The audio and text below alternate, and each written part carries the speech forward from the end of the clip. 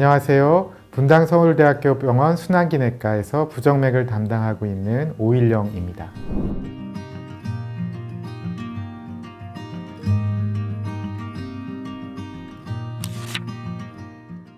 심방세동은 이제 부정맥 질환 중에 하나고 지속성 형태의 부정맥 중에는 가장 흔한 부정맥이 되겠고, 부정맥 자체의 문제보다는 그 부정맥으로 인해서 심장 안에 혈전이 생기게 되고 그 혈전이 전신으로 날아가면서 색전증을 유발하는, 그래서 머리에 날아가게 되면 치명적인 중풍이 올 수가 있는데 그런 뇌졸중과 관련된 부정맥 중에 하나라고 보시면 되겠습니다. 되게 나이 들면서 생기는 경우가 많고, 고혈압, 당뇨, 심부전, 수면무호흡 이런 것들과 관련돼서 복합적으로 생긴다고 알려져 있고요. 젊은 사람들 심장에 구조적 이상이 동반되는 경우 드물게 2차적으로 심방세동이 오기도 합니다. 뇌졸중 연관 부정맥 중에 하나이기 때문에 뇌졸중의 위험도를 갖고 계신 분들이 고위험군에 해당이 되고요. 65세를 기준으로 위험도가 있다고 평가하고, 성별도 여성의 경우에 조금 더 위험도가 높다고 알려져 있습니다. 심부전, 고혈압, 당뇨, 뇌졸중의 과거력, 심장 혈관 질환이 있을 때 위험도를 평가해서 차드 바스크라는 점수법을 통해서 위험도를 평가하고 거기에 맞춰서 항응고 치료를 하는 게 심방세동 치료의 가장 중요한 요소입니다. 네, 굉장히 많이 증가하고 있고요. 건강보험 심사평가원들에서 공개되는 데이터들이 분석한 것들을 따르면 한 20년 전쯤에는 0.6에서 0.7% 심방세동 환자였다면 한 10년 전쯤에는 그 2배인 한 1.5% 정도로 증가됐고요. 앞으로 한 30년쯤 뒤는 전체 인구의 거의 한 6% 가까운 사람들이 심방세동을 앓고 있을 거라고 추정하고 있습니다. 전체적으로 우리나라 인구가 고령화되고 있는 측면이 하나 있을 것 같고요. 비만, 고혈압, 당뇨나 이런 질환들의 유병률이 증가되는 것도 완전히 무관하다고 할 수는 없을 것 같습니다. 두근거림이나 피곤함, 어지럼증 등등을 통해서 진단이 되는데, 이 경우는 심방세동이 있다 없다 하는 발작성 형태의 경우인데, 만약에 이게 발작성 형태를 지나서 늘 심방세동이 있는 상태면 거의 증상이 없는 경우가 많고, 만성 피로 증상도 호소를 하시는데 요즘 사람들은 너무 대부분 다 만성 피로감을 느끼고 계시기 때문에 증상이 없는 경우도 굉장히 많습니다. 지금 검사를 했지만 정상 율동이고, 하지만 본인이 나이가 75세, 고혈압 있고 여성이고 하면 대략 그 아까 말한 점수법으로 치면 4점이 되거든요. 4점이면 1년에 뇌졸중이 생길 위험이 100명을 모아놓고 보면 4명이 됩니다. 특히나 그 나이대라는 게 최근에는 이제 100세 시대가 되면서 70대, 60대 분들이 50대에 해당하는 신체적인 능력을 가지고 있는데, 뇌졸중을 겪게 되면 장애를 겪게 될 수도 있고 말을 못하게 될 수도 있기 때문에 굉장히 치명적입니다. 하지만 이 환자가 위험도가 없는 상황인데 발작성으로 심방세동이 있다 없다 하면 모르고 지내는 거죠. 어떻게 보면 폭탄을 안고 살지만 진단을 못하게 되는 경우가 있기 때문에 이런 분들은 조금 더 적극적으로 스크리닝을 해서 심방세동을 잘 찾아내서 잘 치료하는 게 굉장히 중요하다 할 수 있겠습니다.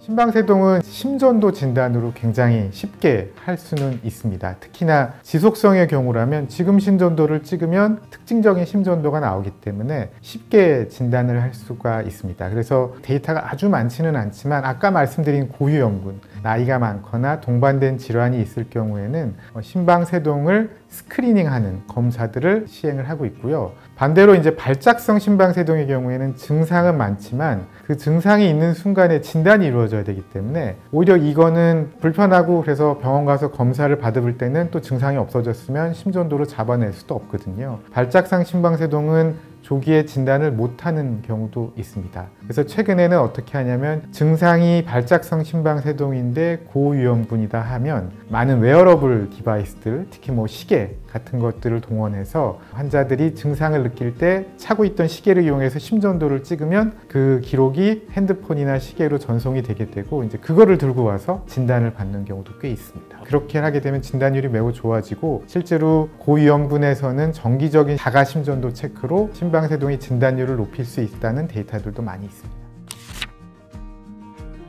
심방세동이 처음에 오게 되면 뇌졸중 예방을 어떻게 해야 될지가 제일 중요합니다. 뇌졸중 위험도를 평가를 해서 그거에 맞춰서 이제 항응고제를 사용할지 말지를 결정하는 게 제일 첫 번째 단계가 되겠습니다. 그리고 이제 환자의 증상이 있게 되면 특히나 발작성 경우에는 굉장히 증상을 불편해하는 경우가 많기 때문에 그런 경우에는 항부정맥제나 심박수가 조금 올라가는 걸 방지하는 약제들을 통해서 환자분들을 치료하게 되고, 항부정맥제는 대개 한 50에서 60% 정도는 반응을 하더라도 일정 기간이 지나서 심방세동이 진행하면 더 이상 약제에 반응을 하지 않게 되고, 그렇게 될 경우에는 이제 전극도자나 냉각풍선도자 절제술 같은 허벅지에 있는 혈관을 통해서 이제 심장 안으로 관을 넣어서 부정맥 발생 부위와 정상 부위를 전기적 연결을 차단하는 중재적 시술을 통해서 심방세동을 치료하기도 합니다.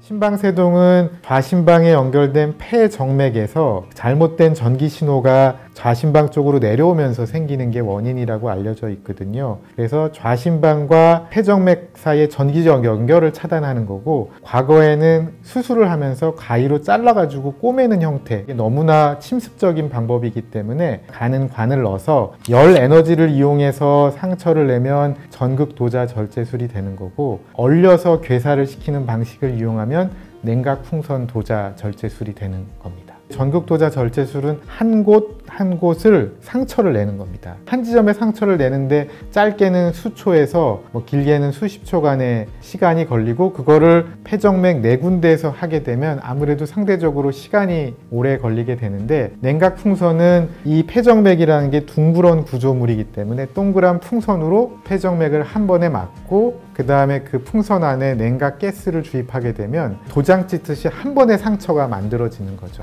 그래서 대략 한 혈관당 3분 내지 4분 정도의 시간을 투자하면 차단하는 상처를 만들 수 있게 되고, 상대적으로 좀 빠른 시간에 치료를 할 수 있다는 장점이 있습니다.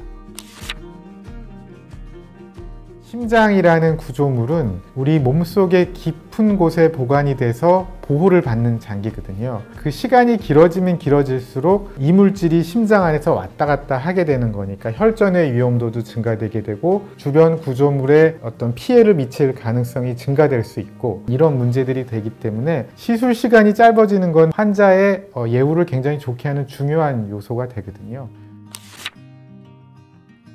되게 1년 내지 2년, 3년 어떤 기간을 놓고 측정한 거라면 성공률이 되게 70에서 80% 정도라고 생각합니다. 그 다음에 심방세동 자체가 나이가 들면서 생기는 질환이기 때문에 5년, 10년 긴 기간을 놓고 보면 무조건 재발한다고 생각합니다. 왜냐하면 나이가 들어가니까요. 그래서 심방세동을 최대한 적게 생기게 해서 혈전의 위험도가 낮아지고, 그로 인해서 환자분들이 혜택을 보는, 치료를 해서 완치를 하는 게 아니라 조절을 해서 위험도를 낮추는 치료라고 보시는 게 적절할 것 같습니다.